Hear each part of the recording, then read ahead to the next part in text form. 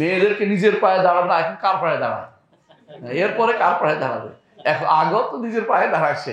শুধু এই যে জিনিসটা নিজের পায়ে দাঁড়াবে, এটা মিথ্যা কথা। এর মাধ্যমে মেয়েরা কি হয় জানেন, অহংকারী হয়ে যায়, স্বামীর ঘর করতে চায় না, স্বামীকে নাম ধরে ডাকে।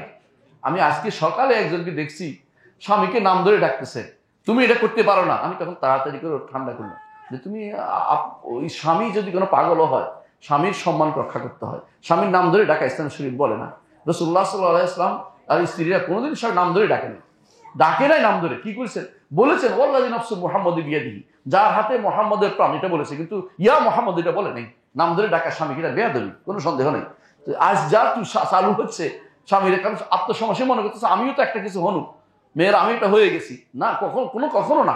স্বামী যেই হোক না কেন, স্বামীকে সম্মান করা, স্বামীর কথা শোনা, এটা আল্লাহর নির্দেশ। আর রিজালু কাওয়ামুনা আলান নিসা বিমা ফাদ্দালাল্লাহু বা'দাহুম আলা বা'দ, আল্লাহ শ্রেষ্ঠত্ব দিয়ে দিয়েছেন। এইটা যদি মানতে না পারে, সে অনেক সময় দিনদার শয়তান তৈরি হয়। দিনদার শয়তান বুঝেন কিনা, দিনদার ফেমিনিস্ট তৈরি হচ্ছে, যে দিন মনে করে শরীয়তে আমার এই দিছে সেই দিছে কইয়া সে এখন একদিকে ইসলাম দাবি করে, আরেকদিকে সে স্বামীর বিরোধিতা করে, স্বামীর কথা না শুনে বাবার বাড়ি চলে যায়, স্বামীর কথা না শুনে বাজারে চলে যাচ্ছে। কোনোটাই জায়েজ নেই। স্বামীর ঘরের ভিতরে থাকতে হবে। ওয়াকারনা ফি বুয়ুতিকুন্না ওয়ালা তাবাররাজনা তাবাররুজাল জাহিলিয়াতিল উলা, ঘরে থাকো, তাবাররুজ করতে পারবে না, ঘর থেকে বের হইতে পারবে না। এটা আল্লাহর নির্দেশ, এটা রসুল, শুধু হাদিসের কথা, রসুলের কথা, এটা কোরআনের কথা, আল্লাহর সরাসরি নির্দেশ এটা।